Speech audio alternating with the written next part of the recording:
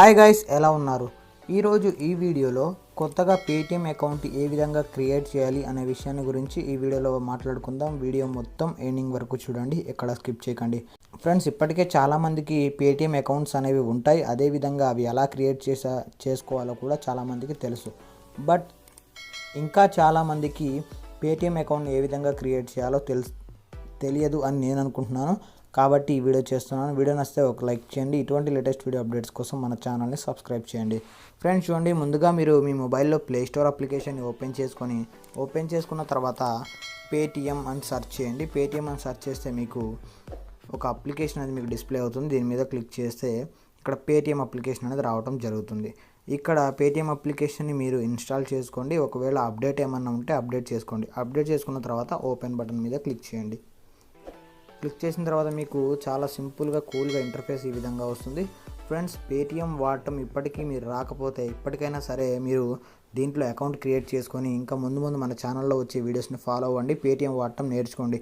ఎందుకంటే ఇప్పుడు అన్ని డిజిటల్ పే కాబట్టి పేటిఎం చాలా హెల్ప్ఫుల్ అవుతుంది. క్యాష్ బ్యాక్స్ రావడానికి కానీ, రీఛార్జెస్ చేసుకోవడానికి కానీ, ఎలక్ట్రిసిటీ బిల్ పే చేయడానికి కానీ, మూవీ టికెట్స్ బుక్ చేసుకోవడానికి చాలా బాగా యూజ్ అవుతుంది. కాబట్టి మీరు వెంటనే మీకు పేటిఎం వాడటం రాకపోతే మన ఛానల్ సబ్స్క్రైబ్ చేసుకోండి. అదేవిధంగా ఈ వీడియోని ఫాలో అవ్వండి. ఇక్కడ ఈ విధంగా ఓపెన్ అయిపోయిన తర్వాత ఇక్కడ 3 డాట్స్ మీద క్లిక్ చేయండి. క్లిక్ చేసిన తర్వాత login are create new account అంటుంది. మీకు ఆల్రెడీ అకౌంట్ ఉంటే లాగిన్ బటన్ మీద క్లిక్ చేయండి. లేదు, నాకు అకౌంట్ లేదు, ఇప్పుడు నేను కొత్తగా దీంట్లో అకౌంట్ క్రియేట్ చేయాలి అనుకుంటే క్రియేట్ ఏ న్యూ అకౌంట్ మీద క్లిక్ చేయండి. క్లిక్ చేసిన తర్వాత జస్ట్ సింపుల్గా ఒక నంబర్ అనేది అడుగుతుంది. మీ mobile number, regular mobile number ఏదైతే ఉందో మీరు యూజ్ చేసేది, ఆ నెంబర్ అనేది ఇచ్చేసేయండి. ఇచ్చిన తర్వాత నేను నా నెంబర్ ఇచ్చేస్తున్నాను. ఇచ్చిన తర్వాత ప్రొసీడ్ సెక్యూర్లీ అని క్లిక్ చేయండి. ఇక్కడ చూడండి, మీకు ఒక పాస్వర్డ్ సెట్ చేసుకోమని అడుగుతుంది.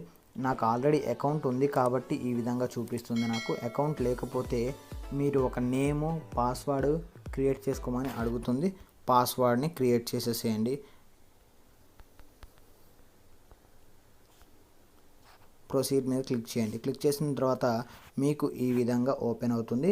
ఓకేనా? ఇక్కడ మీరు ప్రొఫైల్ బటన్ మీద క్లిక్ చేస్తే మీకు అర్థమవుతుంది. ఇక్కడ చూడండి. ఓకే, చూసారు కదా? ఈ విధంగా ఓపెన్ అవుతుంది మీకు. అంటే మీ మెయిల్ అడ్రస్ ఇచ్చేయమని, మీ మొబైల్ నెంబర్ ఇచ్చేసేయమని, డిస్ప్లే నేమ్ అంటే ఏదన్నా నేమ్ టైప్ చేయమని అడుగుతుంది. ఆ విధంగా మీరు రిజిస్టర్ అయినప్పుడు చేయవలసి ఉంటుంది. ఈ విధంగా మీరు ఒక పేటిఎం అకౌంట్ని సింపుల్గా క్రియేట్ చేసుకోవచ్చు ఫ్రెండ్స్. ఓకేనా? ఈ పేటిఎంని యూజ్ చేసి మనీ ట్రాన్స్ఫర్ చేయవచ్చు, బ్యాంక్ అకౌంట్ యాడ్ చేయవచ్చు, యూపీఐ చేసుకోవచ్చు. చాలా రకాల ఫెసిలిటీస్ అనేవి పేటిఎం అప్లికేషన్లో ఉన్నాయి. ముందైతే మీరు పేటిఎం అకౌంట్ని క్రియేట్ చేసుకోండి.